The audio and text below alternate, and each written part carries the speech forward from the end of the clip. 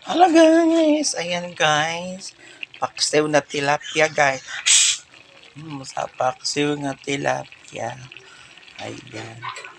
For today's video, yan po ang aking paksiw na tilapia. Ayan.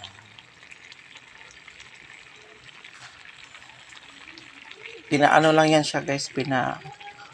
Pinakulo-kuloan lang para mawala yung langsa niya. Ayan po, paksiw ng tilapia.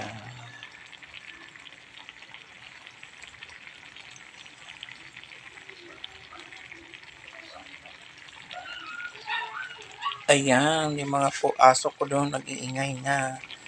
Ayan, paksiw po tilapia.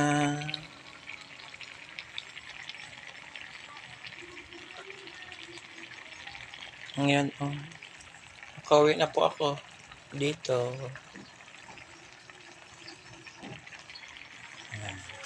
Ayan lang po. Thank you for watching.